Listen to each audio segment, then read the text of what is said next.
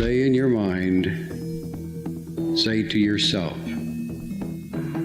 I am more than my physical body. Because I am more than physical matter, I can perceive that which is greater than the physical world. I deeply desire to expand, to experience, to know, to understand, to control, to use such greater energies and energy systems as may be beneficial and constructive to me and to those who follow me. I deeply desire the help and cooperation, the assistance, the understanding of those individuals whose wisdom, development, and experience are equal to or greater than my own. I ask their guidance and protection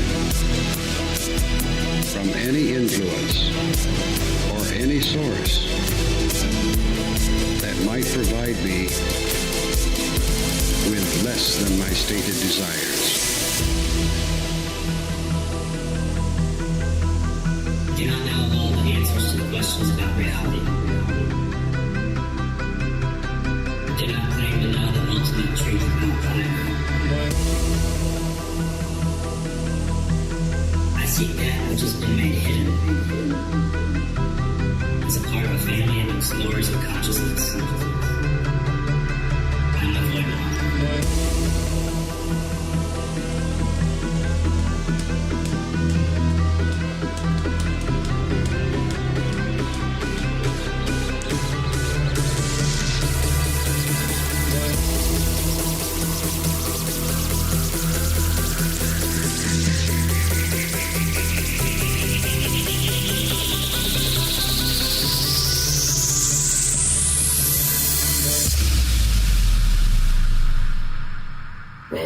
Welcome to Lighting the Void.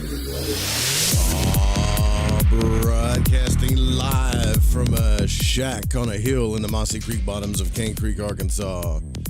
This is Lighting the Void Live. Thank you for joining us on this Thursday, May the 22nd, 2025. I appreciate your patience and all of you guys that have been patient during my transition. And for those that haven't, whatever. That's right. So tonight I want to get into I don't know how long this broadcast is going to be, but a very kind of special thing happened, and I don't know how to go about it.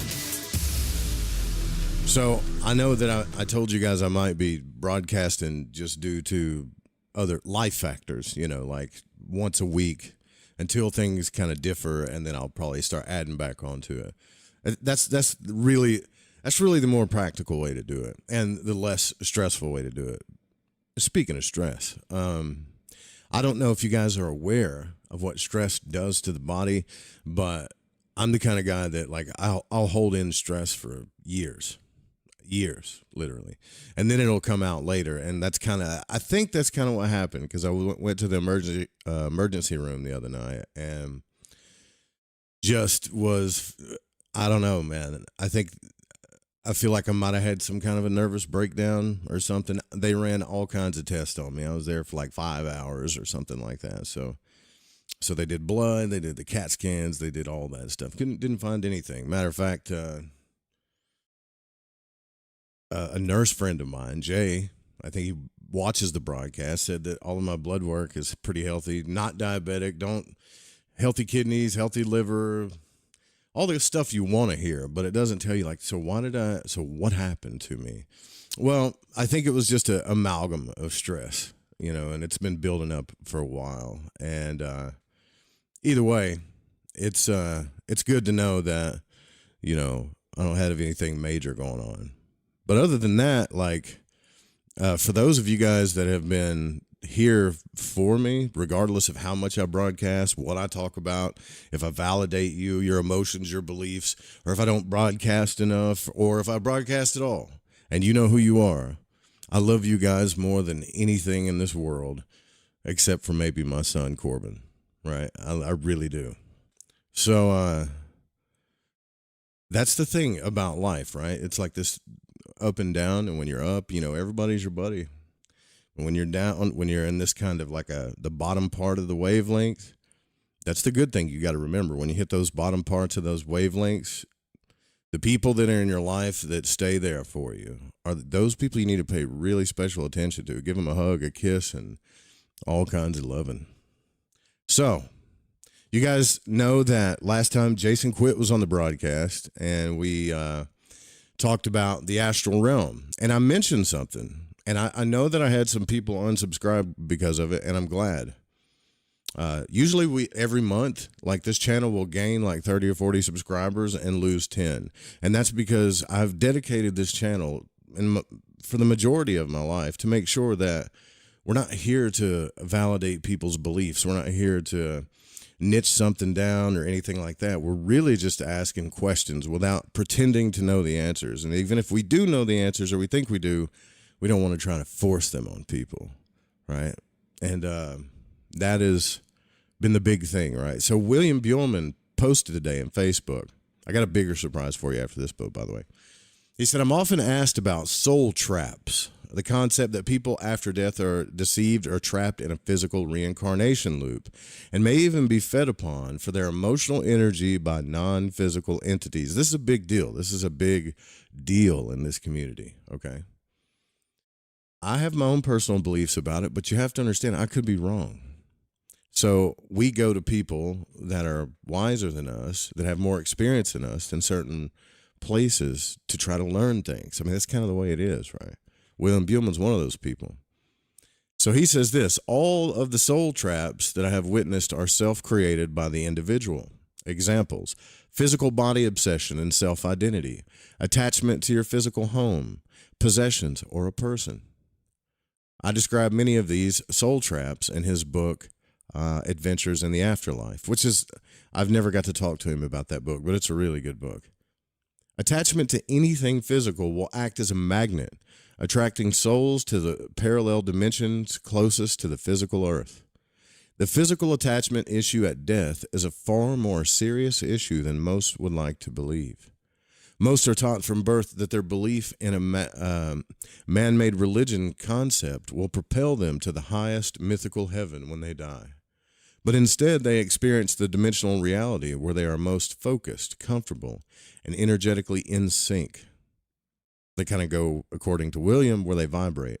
During my OBEs, I have observed many physical obsessed souls lingering in the parallel dimension closest to the physical. And some of these people were even my relatives. They are so attracted to their last physical life and dramas, they have no interest in experiencing a higher vibrational dimensional reality. Essentially, self-created reality prisons are the most insidious. Insidious, that's a pretty harsh word he's saying. And this is coming from a guy that I believe, but claims to have had multiple out-of-body experiences. Like he's one of the OGs, right?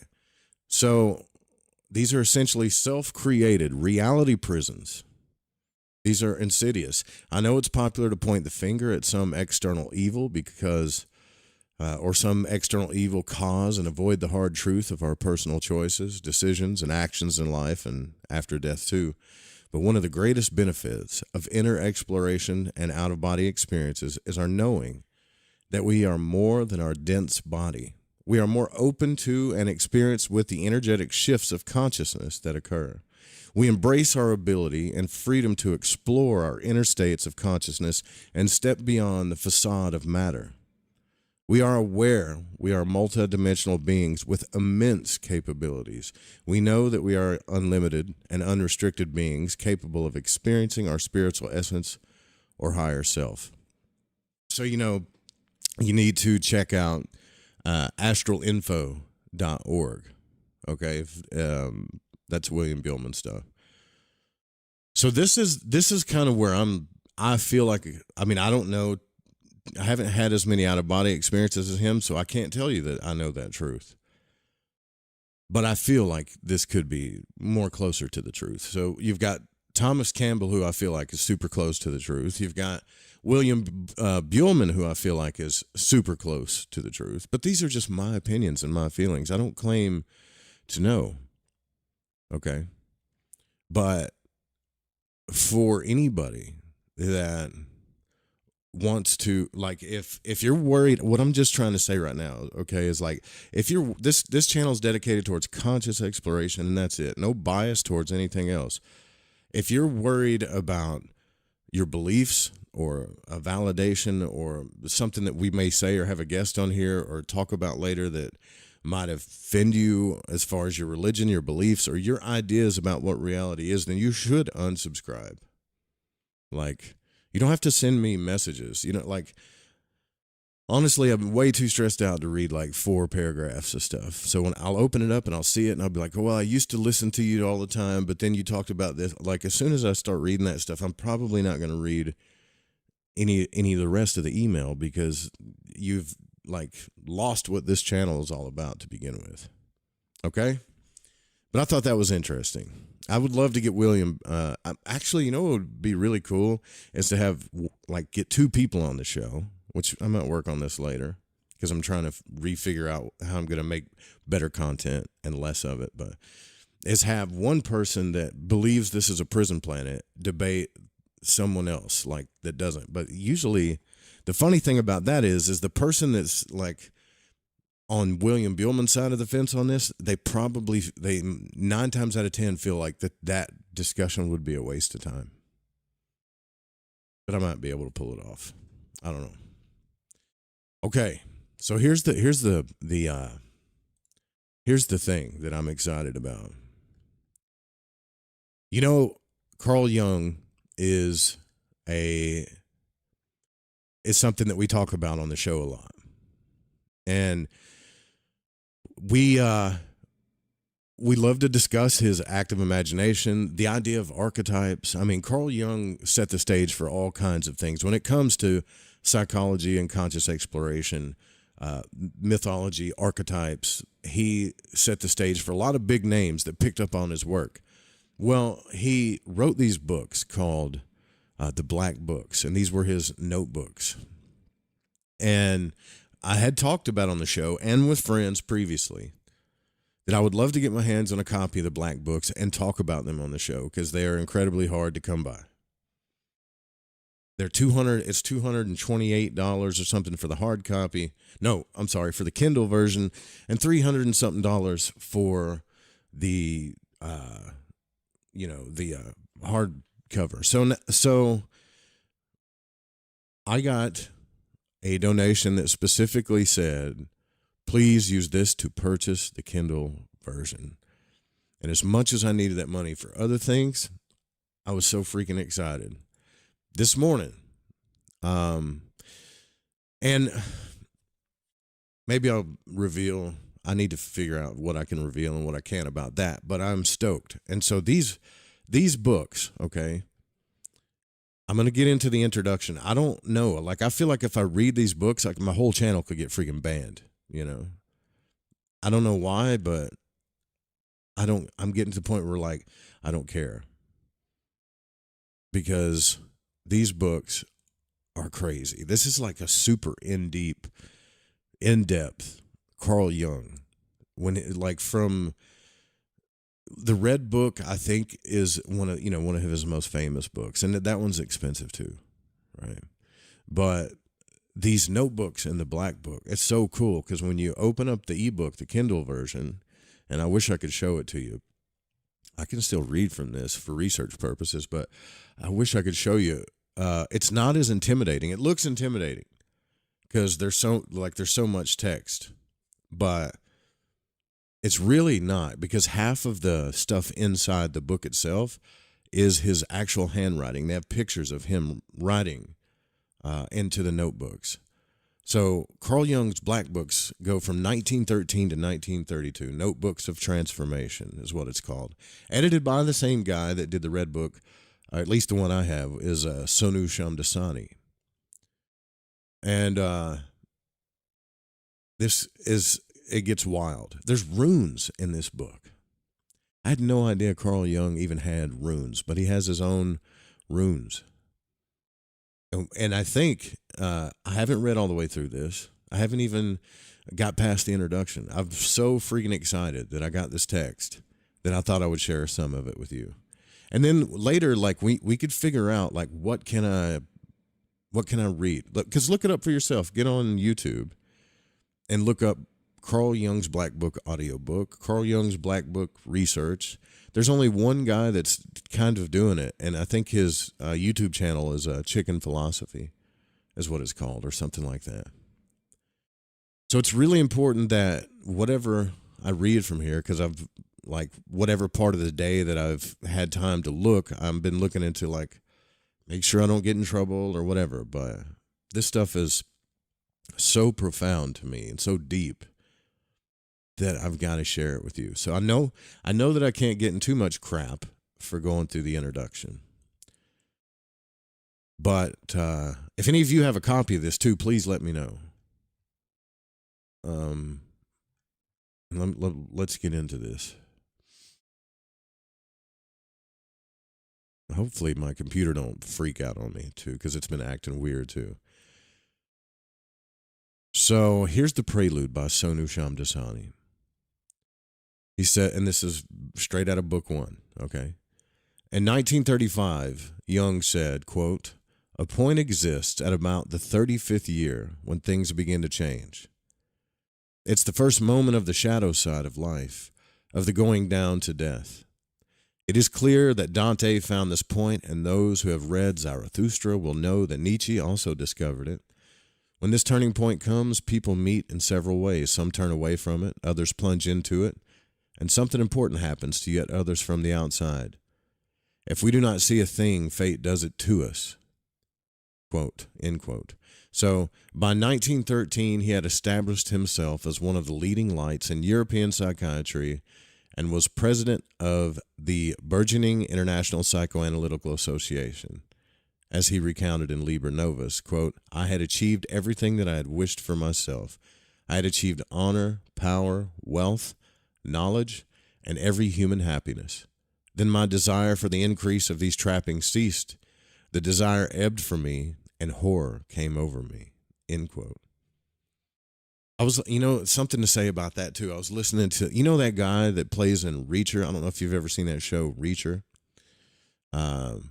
I forget the guy's name, but he plays Jack Reacher. It's like one of my favorite shows. That dude's a super Christian, by the way. That guy has one of the greatest stories of the soul transformation. That dude hung himself. He hung himself in his attic. He had a wife and 2 kids, and he hung himself. He was on top of the world. He had everything he wanted: money, cars, family, kids, everything. And he still hung himself in his attic. And he claims that God saved him, right? That's what he claims. But his story is super profound, man. And I think Carl Jung's kind of saying the same thing here. I had everything that I wished for. I had even honor, wealth, knowledge, everything.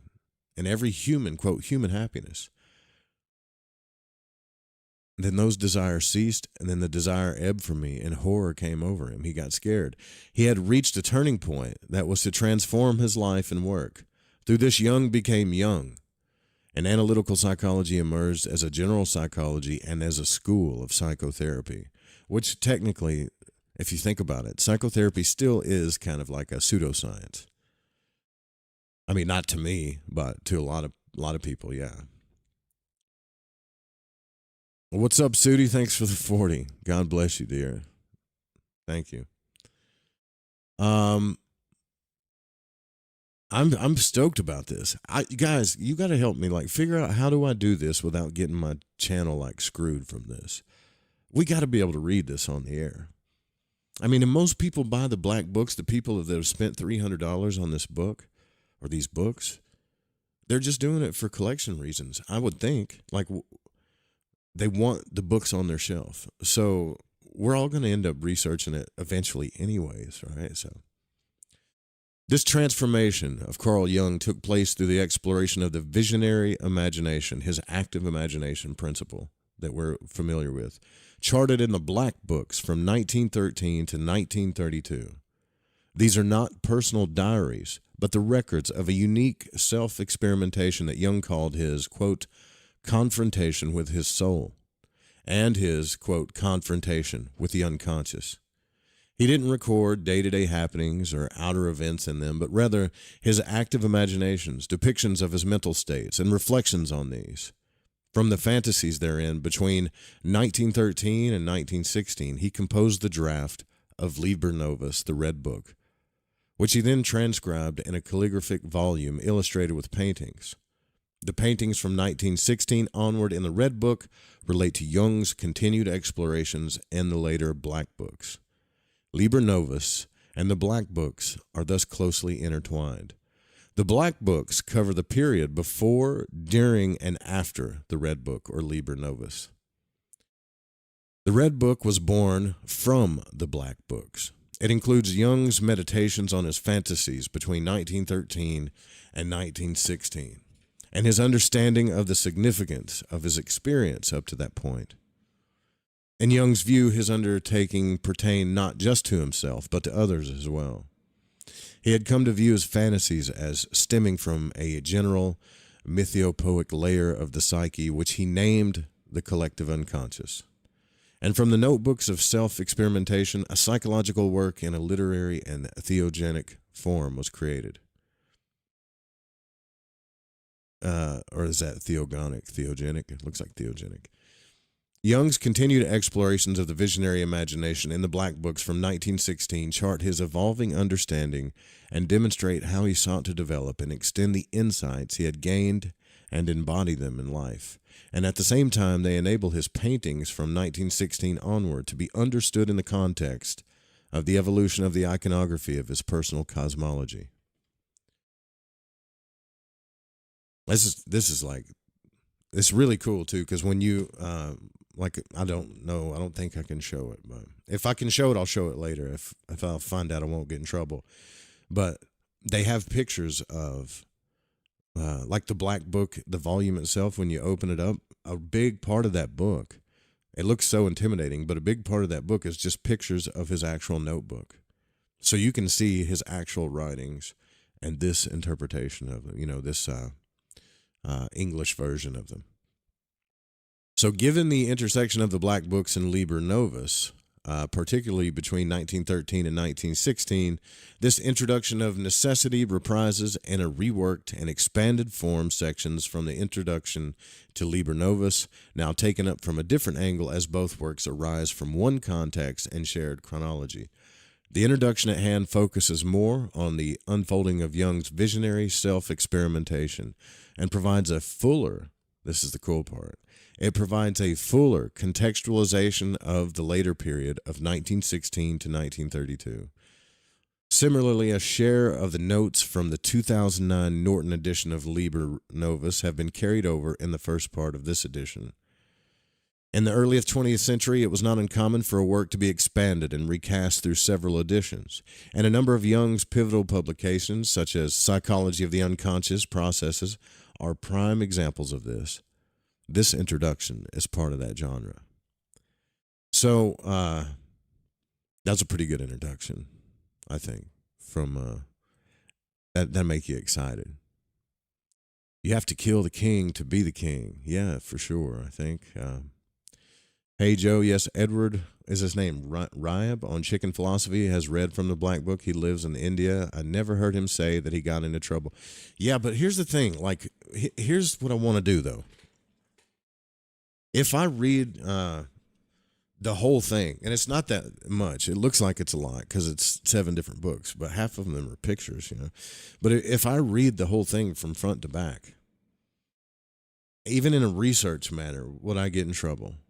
Because I don't understand that. It'd be like if I bought a book or you bought me a book and I sat down and you all circled around and we read it. How is that illegal?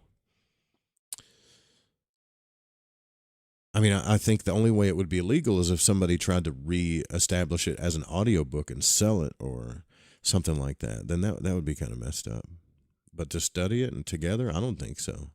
Right? It's probably tricky, just like music rights, and it's probably a tricky thing. So the intoxication of mythology, vocatus atque vocatus de aderit, called or not. That's my redneck Latin. Called or not, God will be present. In 1908, Jung had this proverb carved on the portal of the house he had built in Kuznat, on the upper shore of Lake Zurich. This statement was from the Delphic Oracle, reproduced in the Dutch Renaissance humanist Erasmus's Collectanea Adagorium, proverbs from classical authors. Jung closely worked on the plans for the house. The following year, he resigned his post as senior physician at Burgelsee Hospital to devote himself to his growing practice and his research interests. He kept his position as a lecturer in the medical school, where he continued to give courses on the psychology of the unconscious and psychoanalysis. His retreat from the Burgelsee coincided with a shift in his research interest to the study of mythology, folklore, and religion, and he assembled a vast private library of scholarly works. These researches culminated in Transformations and Symbols of the Libido, published in 2 installments, in 1911 and 1912, and it marked a return to Jung's intellectual roots and to his cultural and religious preoccupations. He found the mythological work exciting and intoxicating. He says this, quote, "It seems to me I was living in an insane asylum of my own making," end quote. He recalled that in 1925. He also said, quote, "I went about with all these fantastic figures, centaurs, nymphs, satyrs, gods, and goddesses, as though they were patients, and I was analyzing them. I read a Greek or a Negro myth as if a lunatic were telling me his anamnesis. What is that? Anamnesis? Never seen that word before. You probably know what it is better than I do. The end of the 19th century saw an explosion of scholarship in the newly founded disciplines of comparative religion and ethnopsychology. Primary texts were collected and translated for the first time and subjected to historical scholarship in collections such as Max Muller's Sacred Books of the East, and for many, these works represented an important revelation of the Christian worldview. In Transformations and Symbols of the Libido, Jung differentiated 2 kinds of thinking. Taking his cue from William James, among others, he contrasted directed thinking and fantasy thinking. The former was verbal and logical. The latter was passive, associative, and imagistic. And if you think about it, too, I'll put a little like a marker on there, right? If you think about that, too, like the concept of the 2 hemispheric sides of the brain coming together to create a higher state of consciousness, not just through listening to frequencies in the ear, but to actively use them in that way, could do the same thing, right? Let's see.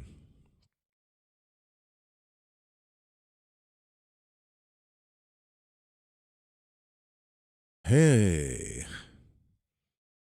Well, we're going to study the book regardless. If we get in trouble, then we get in trouble. I think it's too important not to study it.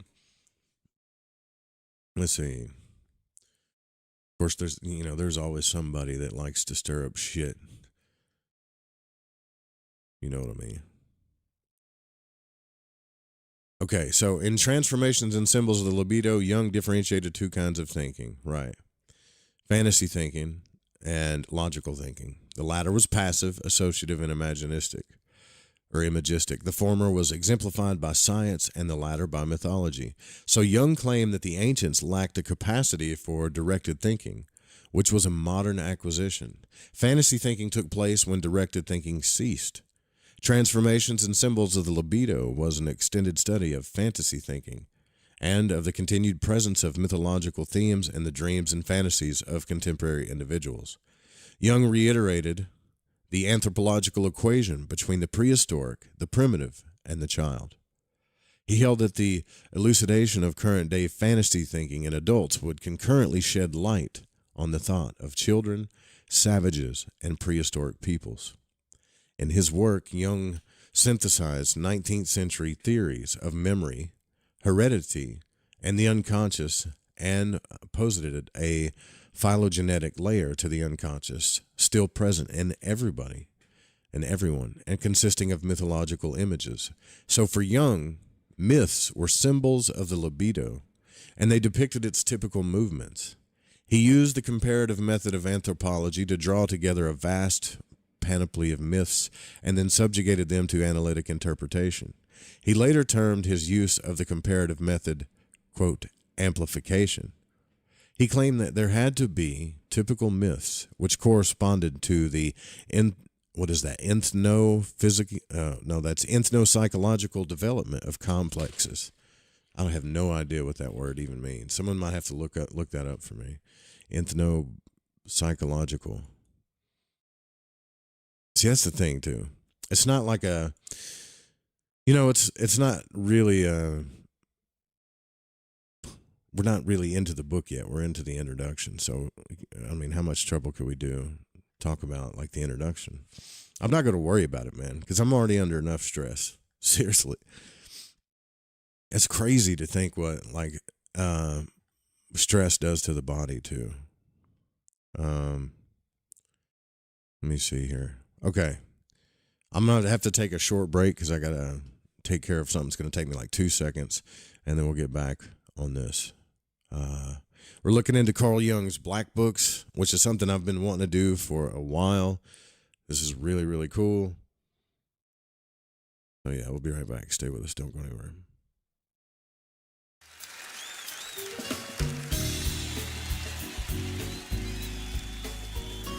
Hold on, let me grab it.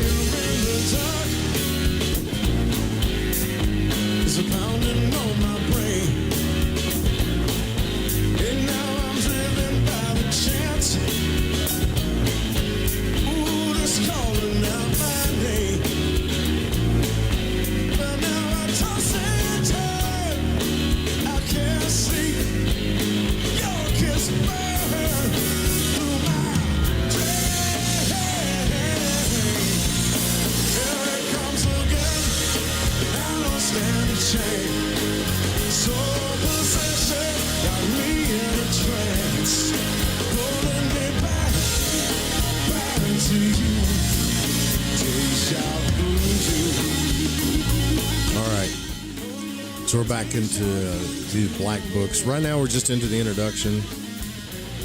Like I said, I'm gonna try to look into figuring out how I can do this, study a book legally. That's pretty crazy, right? I mean, if that were the case, seriously, if that were the case, man, maybe they should just give lawsuits to all the parents that read books to their children, I guess. I don't know. It doesn't make much sense. I'll look into it, though. But, man, we've read a ton of books on the air. A ton of books. And it's never been like an audio book, or we tried to sell it, or I put it behind a paywall, or any of that stuff. So it's for research purposes. Research purposes only. Let's see here. What's up, Wolf? Back to the black books. Now, I have to kind of focus on this, so you don't have to focus on my face if you don't want. But I looked up the word right when I sat back down. Ethno-psychology is the study of how cultural factors influence psychological processes, behaviors, and mental health patterns within different ethnic groups. I think we could narrow that down and say, do you guys remember when Terence McKenna said, culture is not your friend? The process of individuation will always go, and this is just me talking here, but Jung's process of individuation will always butt up right up against culture. Matter of fact, it causes tons of stress and anxiety for the most part. Yeah. He later termed his use of the comparative method called amplification. He claimed that there had to be typical myths, there has to be, which correspond to the ethno-psychological development of complexes, how we develop complexes. Isn't that funny that culture has such, like all these different things, has such a vast influence on the complexes that we have? Following Jacob Burckhardt, he termed such typical myths as, quote, primordial images. One particular myth was given a central role, that of the hero. For Jung, this represented the life of the individual attempting to become independent and to free himself from the mother. And that I'm assuming that when he says that's not just a projection, or maybe that's an actual theory that we're all trying to free ourselves from the mother, whether man, woman, or child, I don't know.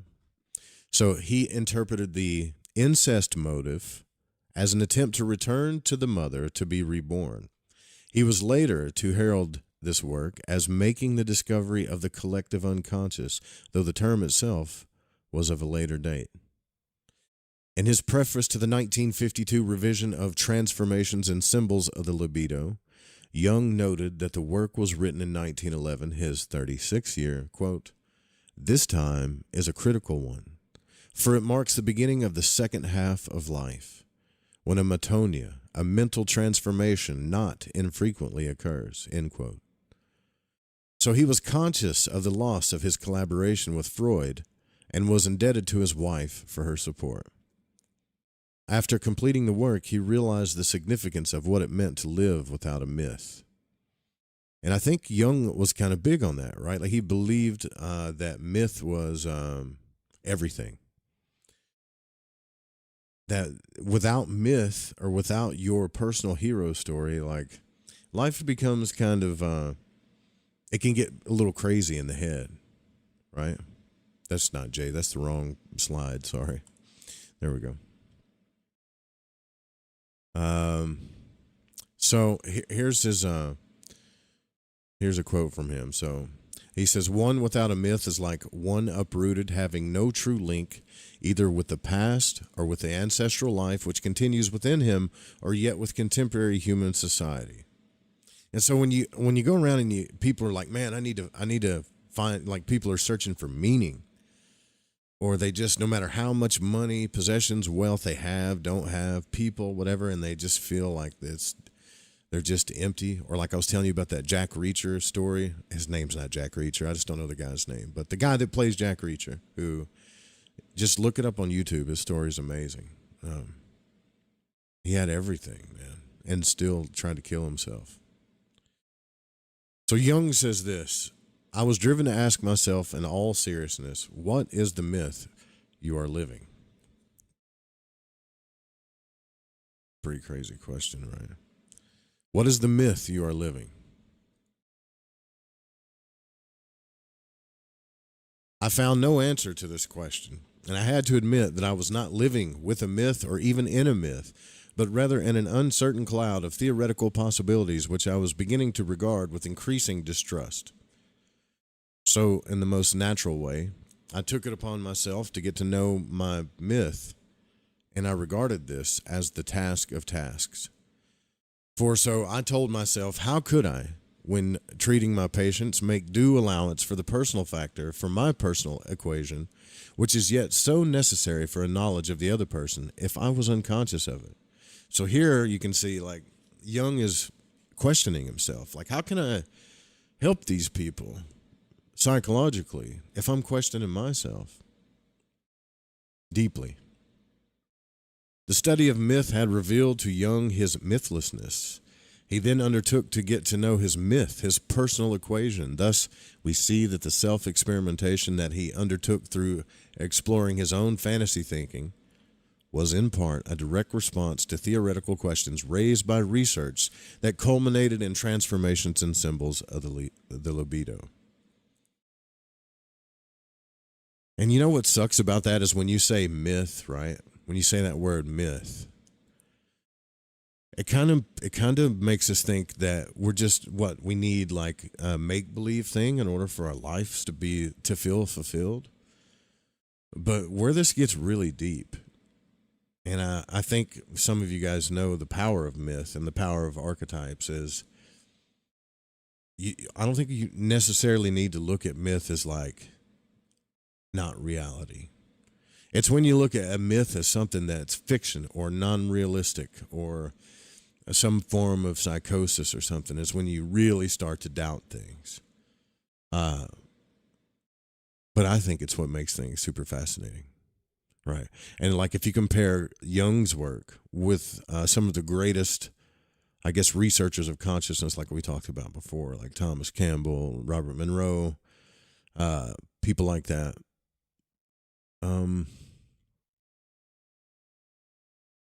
It just, this shit just gets really deep. I'll just put it that way because I can't put words to it. Like how fascinating this is. How creative are we really? How can we deduce the things that we create, whether they're physical, that we take in with our own senses, or not physical, and call one or the other not real or whatever? It gets pretty nuts. And I think in this book, I've kind of thumbed through it, I'm not going to lie, but I haven't read it in the black books. Like Carl Jung is really going through some deep transformative stuff here. There's a ton of active imagination. That's coming up too, though. But let's not let ADD set in too much. Let's get through this introduction. So, this one's titled My Most Difficult Experiments. In 1912, Jung had some significant dreams that he did not understand. He gave particular importance to two of these, which he felt showed the limitation of Freud's conception of dreams. The first, he says this: I was in a southern town on a rising street with narrow half landings. It was 12 o'clock midday, bright sunshine. An old Austrian customs guard or someone similar passes by me, lost in thought. Someone says, "That is one who cannot die.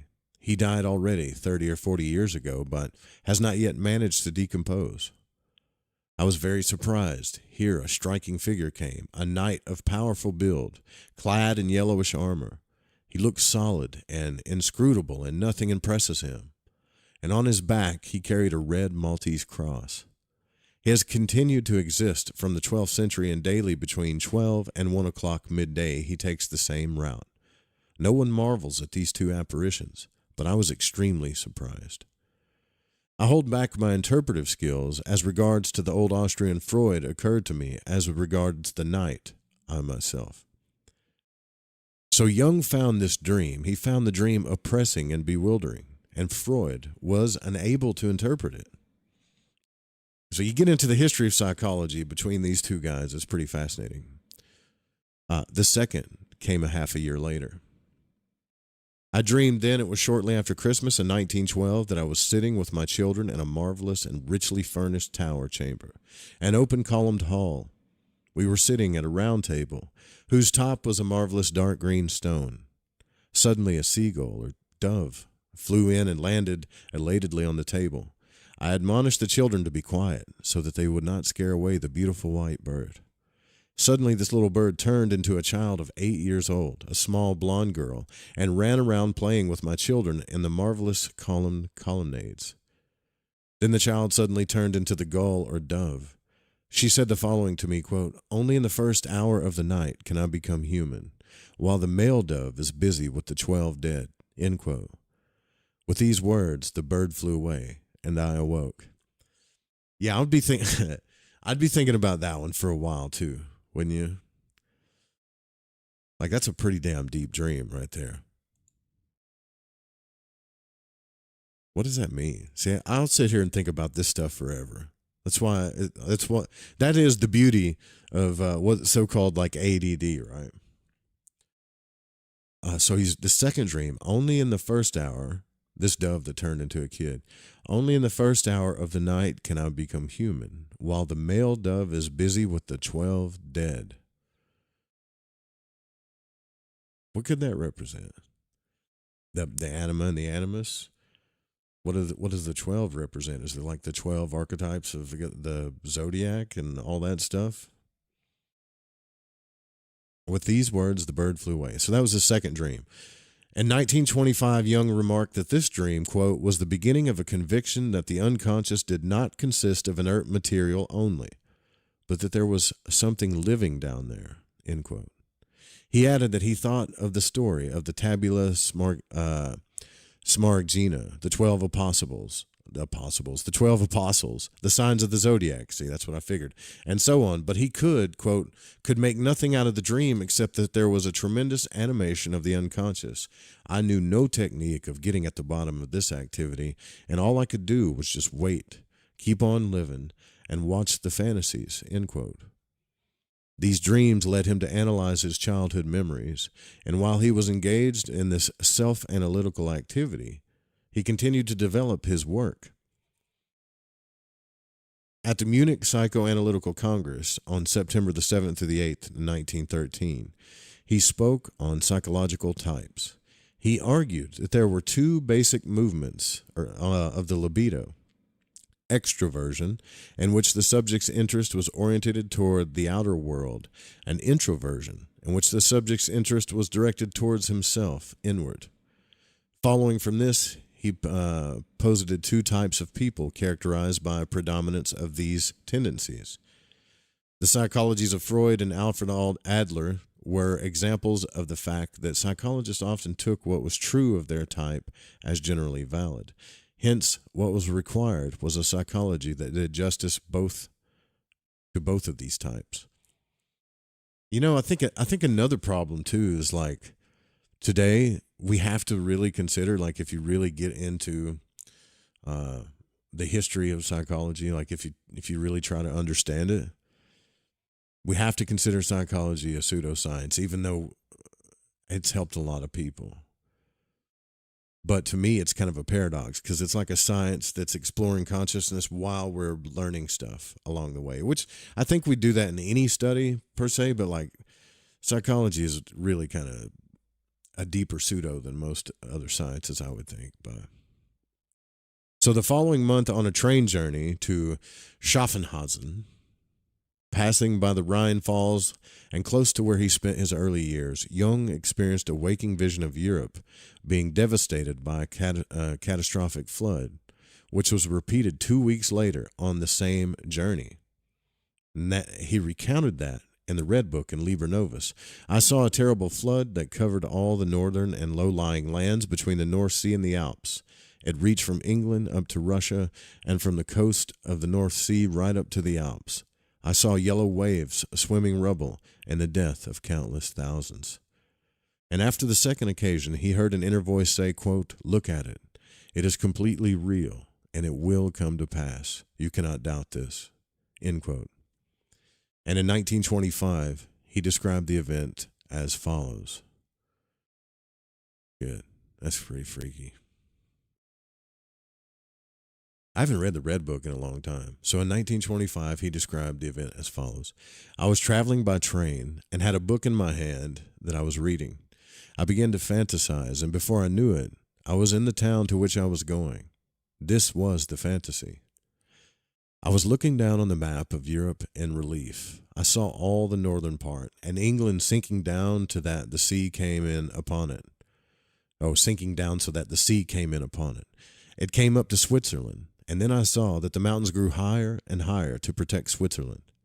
I realized that a frightful catastrophe was in progress. Towns and people were destroyed, and the wrecks and the dead bodies were tossing about on the water. Then the sea turned to blood, and at first I was only looking on dispassionately, and then the sense of the catastrophe gripped me with tremendous power. Commenting on this, he remarked, quote, this could be taken as Switzerland fenced in by mountains, and the submergence of the world could be the debris of my former relationships, end quote. And this led him to the following diagnosis of his condition. He said, quote, I thought to myself, if this means anything, it means that I am hopelessly off. I had the feeling that I was an overcompensated psychosis, and from this feeling I was not released till August 1st, 1914. End quote. After this experience, Jung feared that he would go mad. He recalled that he first thought that the images of the vision indicated a revolution, but as he could not imagine this, he concluded that he was threatened by a psychosis. And after this, he had a similar vision. Isn't that crazy? I was about to say, isn't that crazy that he thought he was going crazy? But anytime, I don't want to be too cliche here, you know.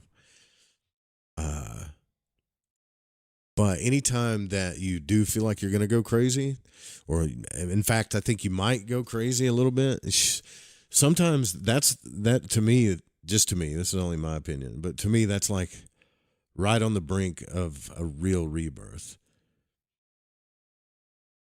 Like I think I had a nervous breakdown the other day.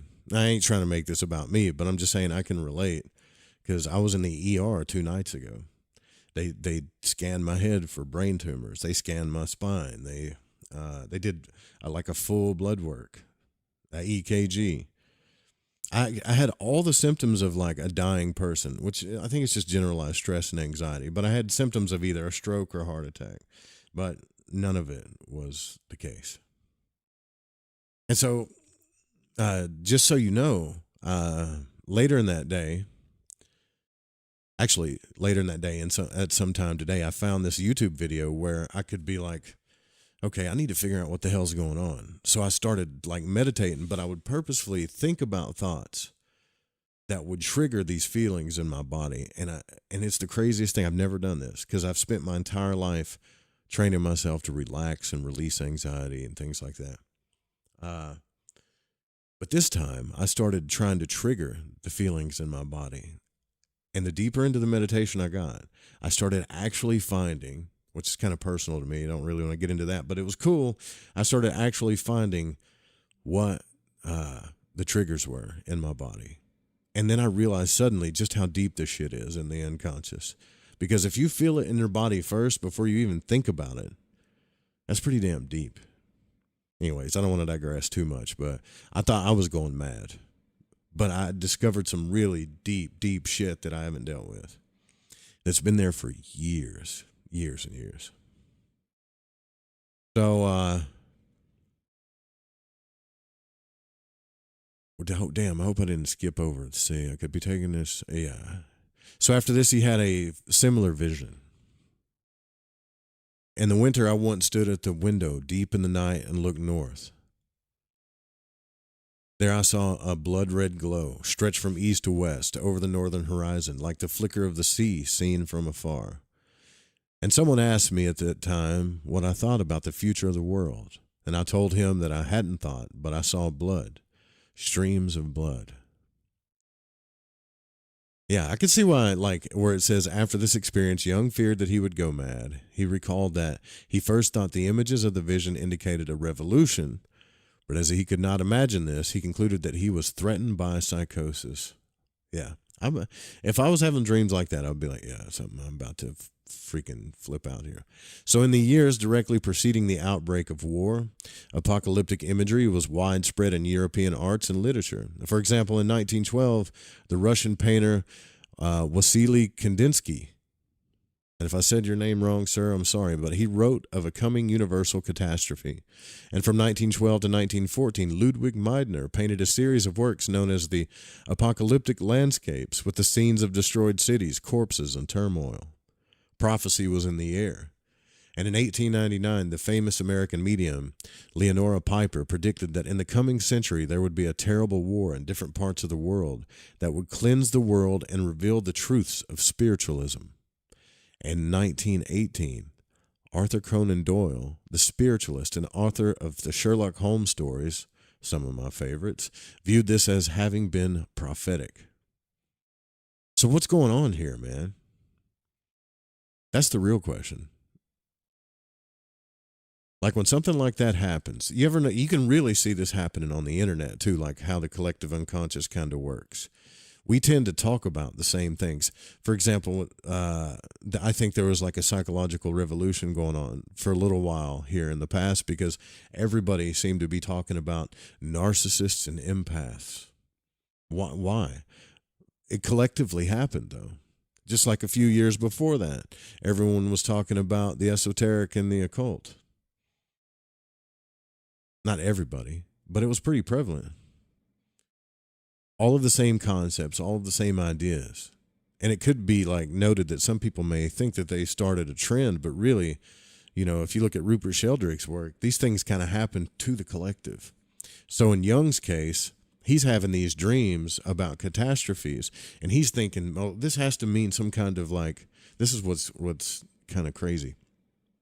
So he's thinking this has to be some kind of transformation or some kind of psychosis that I'm going crazy. And then all of a sudden, all this artwork starts coming out about all this catastrophe that's going to come to head. And then, you know, the world war breaks out. What the hell's going on there? It also makes you wonder, like, is it prophetic or was it created? And what the hell was going on at the time that not only was happening to Jung, but other people in their artwork? And that also, here's where it gets even more complex. That also doesn't mean that he wasn't going through like an individuated transformation at the same time. Maybe lots of people were.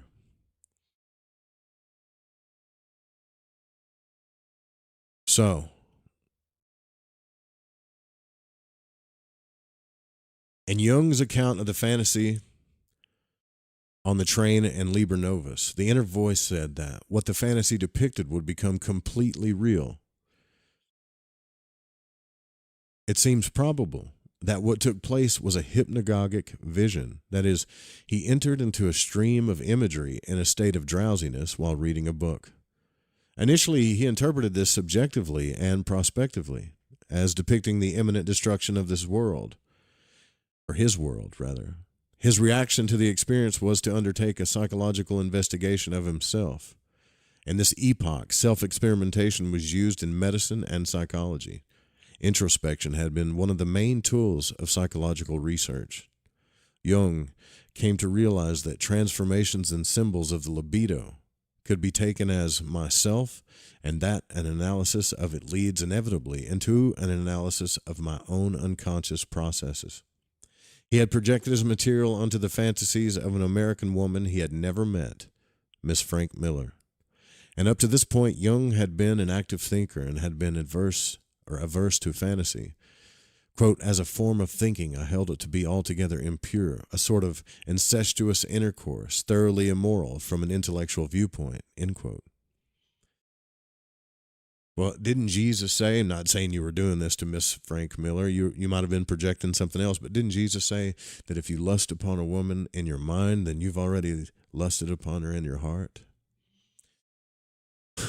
But just projecting something a little bit, Jung he's like hard on himself. That's something that I've really learned, like kind of like you and me. Like he can be really hard on himself. So he now turned to analyze his fantasies, carefully noting everything, and had to overcome considerable resistance in doing this. He says this, quote, "Permitting fantasy in myself had the same effect as would be produced on a man if he came into his workshop and found all the tools flying about doing things independently of his will." In studying, or end quote there. So in studying his fantasies, Jung realized that he was studying the myth-creating function of the mind. So he says this, "I recall that until 1900, I'd kept a diary, and I thought that this would be a possibility for me to try to observe myself. This would be an attempt to meditate on myself. And I began to describe my inner states, and these represented themselves to me in a literary metaphor. For example, I was in a desert and the sun shone unbearably, but in this, the sun equals consciousness." So his first move was to attempt to find imagistic correlates to his emotional states. He picked up his brown notebook, which he had set aside in 1902, and began writing in it. He recalled that in his childhood, he used to like to build houses and structures, and he took this up again to reconnect with that time. He built a church with a red pyramidal stone as the altar, gathering stones from the lake shore at the bottom of his garden. And this reminded him of his childhood dream of the underground phallus. He would usually do this after lunch, and also sometimes in the evening. It clarified his thoughts and led him to notice fantasies, which he then recorded in the black books. He had the feeling that he was practicing a rite, as in mythology. Regarding his writing, he recalled in 1925, quote, "For the sake then of trying to achieve the maximum honesty with myself, I wrote everything down very carefully, following the old Greek mandate, give away all thou possessest, then thou shalt receive," end quote. This was from the Mithraic liturgy. Yeah, that's also from Christianity too, give away all your possessions or whatever. But yeah, it's funny how those books say the same things, right? So it occurred to Jung that he could write down his reflections in a sequence. He was, quote, writing autobiographical material, but not as an autobiography, end quote. So from the time of the Platonic dialogues onward, the dialogical form has been a major genre in Western philosophy. In 387 CE, St. Augustine wrote his Soliloquies. I need to read that again. I had a hard time reading that. I need to read that again. So St. Augustine wrote his Soliloquies, which presented an extended dialogue between himself and, quote, reason, who instructed him. So it was reason as a character, but reason instructs him. The work begins with the following lines. "When I had been pondering many different things to myself for a long time, and had for many days been seeking my own self and what my own good was, and what evil was to be avoided, there suddenly spoke to me. What was it? I, myself, or someone else, inside or outside me? This is the very thing I would love to know, but don't."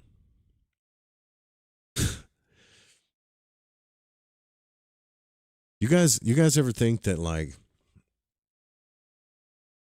not all, I wouldn't say this, like, I don't want to, damn, it's crazy. Like, as humans, we love simple explanations of things. That's why we categorize everything, but things aren't always so damn simple, right? So if a person hears voices, like, audibly, depending on how they react to it and what they say after and how they react to other people, they're either in the spiritual community a clairaudient, or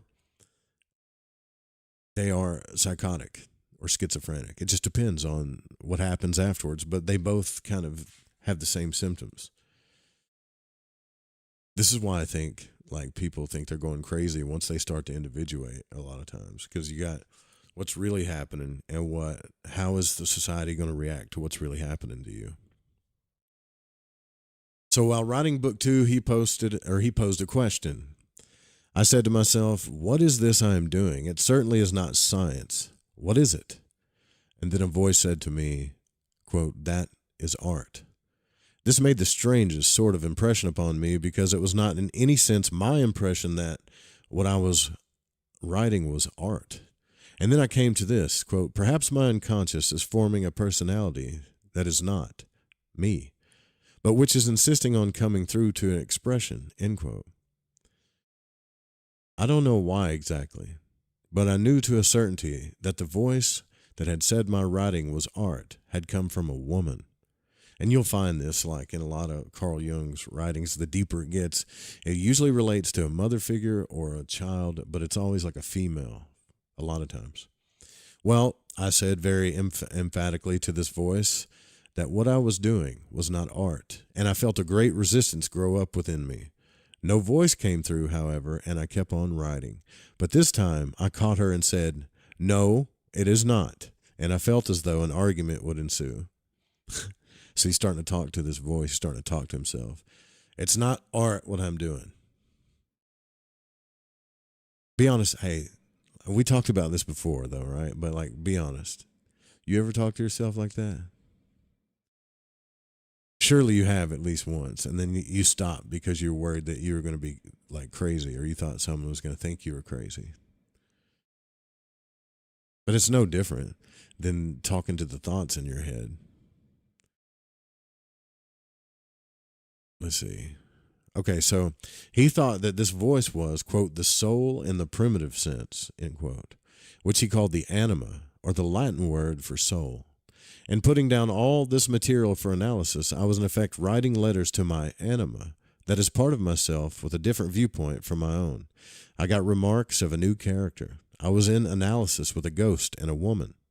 And in retrospect, he recalled that this was the voice of a Dutch patient he had known from 1912 to 1918, who had persuaded a psychiatrist colleague that the latter was a misunderstood artist. The woman had thought that the unconscious was art, but Jung had maintained that it was nature. I have previously argued that the woman in question was Maria Molzer, and that the psychiatrist in question was Jung's friend and colleague, Franz Ricklin, who increasingly forsook analysis for painting. He just left analysis for painting. That's cool, though. So in 1913, he became a student of Augusto Giacometti, the uncle of Alberto Giacometti, and an important early abstract painter in his own right. But the first sequence, from November to December 1913, could be characterized as the search for a method. So this was kind of like, as what it's saying here, and you correct me if I'm wrong, but as Jung was going through this stuff, these arguments and voices and trying to figure out what they are and where they came from and all this other stuff, this is where he's kind of like digging for a method, a clinical method for psychoanalysis that he's coming up with. And it's funny, too, that he says that he doesn't have, like earlier, he said that he doesn't have a myth, like without myth or without, quote, like that hero's journey that he, it kind of messes up your life, or you think you're going crazy, or it doesn't give meaning to your life. I don't understand how he could be so aware psychologically but not aware of that. Because right here, clearly, his deep, I guess, meaning in his life is to find a method to psychoanalyze what's going on. Is that not a hero's journey? Is that not a myth? So how could he say, anyways, ADD, it happens. All right, so from November to December 1913 could be characterized as the research for a method. It depicts Jung turning toward his soul and undertaking a reconsideration of his life, a transvaluation of values. And up to this point, he had been successful and had achieved all that he had sought. Then came the vision on the way to Schaffenhausen, which provoked him to return to his soul. He considered himself an anchorite in his own desert, trying to find visual metaphors to contain and express his experience. He experienced doubt and confusion, and there was no movement until December 11th. So he had been addressing his soul for a month before even receiving a reply. But a dialogue now developed. His soul told him that she was not his mother, and he should be patient. The way to truth was to those without intentions, and he needed to realize that intentions limit life. He addressed his feeling of self-scorn, and his soul told him that this was out of the question. Scorn was only an issue if he was completely vain. and she asked if he knew who she was, so he had made her into a dead formula, or if he had made her into a dead formula. So now his soul's starting to like ask him questions. Did you make me into a dead formula? On December the 12th, as he recounted in his 1925 seminar. So not knowing what would come next, he says, I thought more introspection was needed. When we introspect, we look within and see if there is anything to be observed. And if there is nothing, we may either give up the introspective process or find a way of boring through to the material that escapes the first survey. I devised such a boring method by fantasizing that I was digging a hole, and by accepting this fantasy as perfectly real. You know, hold on, I'll tell you something here in a second. I want to finish this, though. Jung had probably actually started by physically digging holes in his garden down by the water to realize or to release his fantasies. He then began to imagine doing the same while seated in his library. He descended into the depths, and a fantasy sequence unfolded. This is kind of how like the active imagination stuff happens, right? His, quote, I found himself in a dark cave. He saw a red stone, which he tried to reach through muddy water. The stone covered an opening in the rock, and he placed his ear to the opening and heard a stream and saw a person who had been killed float past, as well as a black scarab. A red sun shone to the bottom of the stream, and there were serpents on the wall, which crawled toward the sun and eventually covered it. Blood sprang forth and then subsided. This was a striking, horrific image, and during what unfolded, he was involved passively as a spectator. The process shifted on December 21st. He encountered the figures of Elijah, the blind Salome, and a serpent. Jung's, quote, I looked into a stone and saw in it Eve, followed by Odysseus on his journeys. Elijah told Jung's I that Salome was his daughter and that they had been companions since eternity. Salome told Jung's, quote, I, it has quotes around that I all the time, that she loved him. Elijah told him that Salome loved a prophet and announced the new God to the world. That sounds Crowleyan right there, doesn't it? Jung's I was shocked at all this. He heard wild music. He wondered if Salome loved him because he had murdered the hero. He had further encounters with Elijah and Salome on December 22nd and the 25th. So, I mean, some of you guys are probably familiar with the Red Book a little bit, hopefully. If not, you should definitely dig into that too. So these critical fantasies signaled a breakthrough from passive witnessing to active engagement. So now he's getting involved with his fantasies or his active imagination, no longer just like seeing stuff and just observing it and freaking out. Now he's starting dialogues. He's starting to get active with what's going on in his imagination, which is, that's why it's called active imagination. So he had broke through a barrier, and a method had been found in consolidating. Trusting to his soul's vision, he entered into an exchange with the figures and listened to them and allowed himself to be instructed. This became his via regia to the imaginal world. Via regia. I don't know what that means. I'll look it up later. The fantasies in the black books may be understood as a type of dramatized thinking and pictorial form. As one reads them, the impact of Jung's mythological studies becomes clear. Some of the figures and conceptions derive directly from his readings. The form and the style of his fantasies bear witness to his fascination with the world of myth and epic. In these entries, Jung was both a participant and a scribe of his interior imaginal dramas, bearing witness to what he encountered. The first phase of his undertaking may be characterized as a religious quest, an effort to recover a sense of meaning in his life. And in December 1913, he referred to the first black book as the book of my most difficult experiment. In retrospect, he recalled, my scientific question went, what would happen if I switched off consciousness? I noticed from dreams that something stood in the background, and I wanted to give this a fair chance to come forward. One submits to the necessary conditions, as in a mescaline experiment, so that it emerges. So basically what he's saying, just like psychedelics, you kind of got to give way to what's happening. In a later entry in his dream book on April 17th, 1917, he noted, since then, frequent exercises in the emptying of consciousness And these statements indicate that his interest was in studying what emerged when one emptied consciousness and allowed whatever was in the background to emerge. His procedure was clearly intentional, while its aim was to allow psychic contents to spontaneously emerge. He recalled, quote, "Sometimes it was as if I heard with ears, and sometimes I felt things in the mouth, as if my tongue formulated words, and then it came that I heard myself whisper a word to myself. Under the threshold of consciousness, everything was living," end quote. Jung had extensive experience studying mediums and trance states, and during which they were encouraged to produce awakening fantasies and visual hallucinations, and he had conducted experiments with automatic writing. Practices of visualization had also been used in various religious traditions. For example, St. Ignatius of Loyola's fifth spiritual exercise instructs individuals to, quote, "see with the eyes of the imagination the length, breadth, and depth of hell," end quote, and to experience this with full sensory immediacy.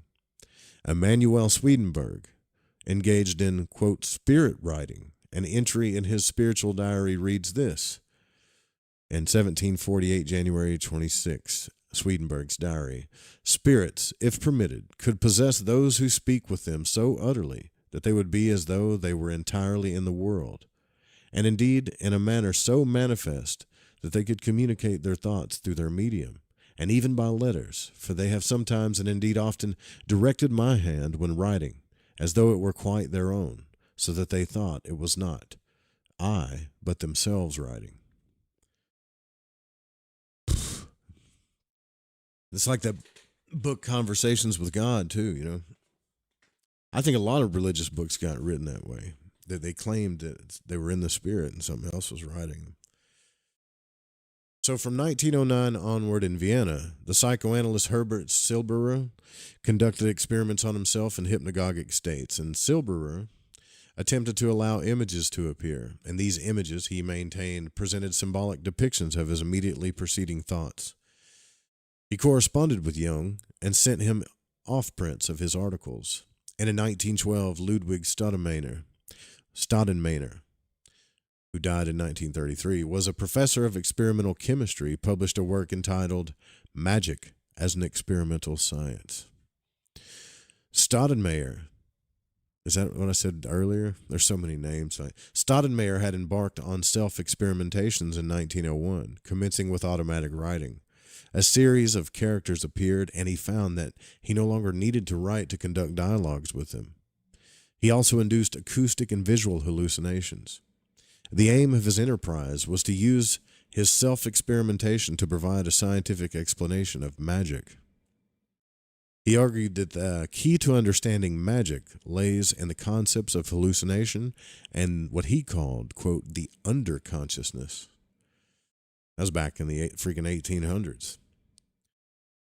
Unter Buhlstein, I guess is the word for it. I don't know how to pronounce that, and he placed particular importance on the role of personification. Thus, we see that Jung's procedure closely resembled a number of historical and contemporary practices with which he was familiar. And I'm going to kind of leave it off there. The next part is called the Experimentum Crucis. And see, this is volume 1 of the Black Books. This is the introduction book. But what I think is really cool about these books is that Jung's,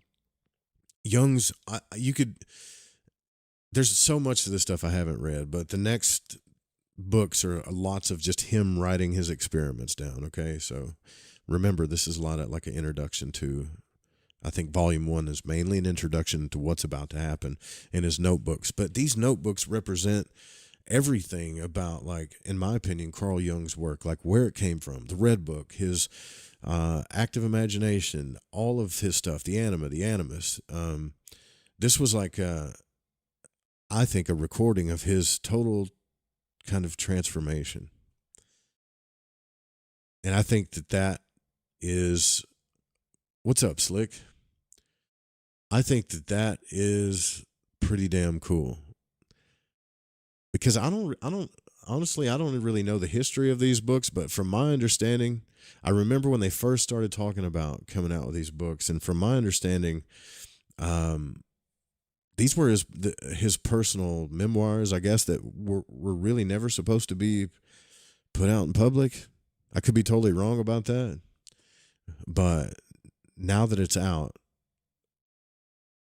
I mean, we got to go through it. I'm going to do this and look at all of the ramifications of reading it. I guess I can't read it word for word, but how can we not like openly experiment with this? And like I said, the people that buy the physical books just want to have the copy of the physical books they do on the shelf. That's what they want them for.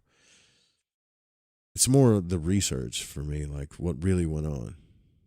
Anyways, thank you guys for joining us. I do need to follow up on the tarot series. I haven't given up on that because I've got people asking about that. The study of the mysteries and the tarot. So on the occult side of things, it is my belief, such as Robert Wang's belief, that especially the tarot decks of 1888 and beyond have the teachings of the entire alchemical process of transformation in the mystery schools all inside the tarot.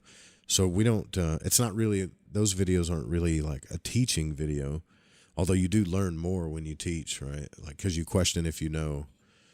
It's a deeper method of like questioning, do I really know the subject? But anyways, which is kind of synchronistic because that's what's going on here. Jung admitted to that in his work. Just a little, we read it just a little while ago, but I'm going to try to get that video up. So I think the next one is the Justice card. Yeah.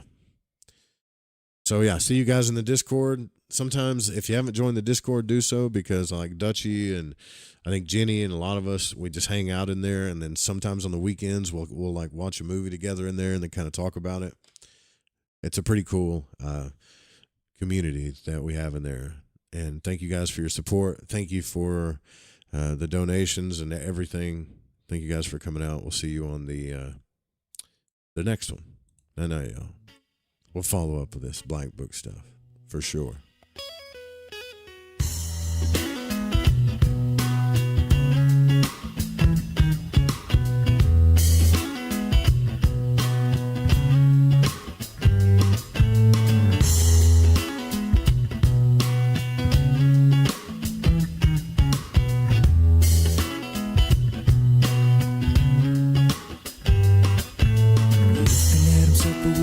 Someone else because the posters on the wall, they don't look like a him at all. So he ties it up, he tucks it in, he pulls it back and gives a grin, laughing at himself because he knows he ain't loved it all.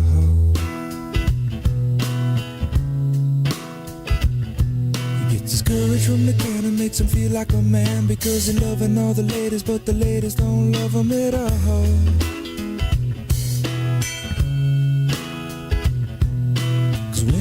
Drunk, is only stuck on himself, and then he has the nerve to say he needs a decent girl.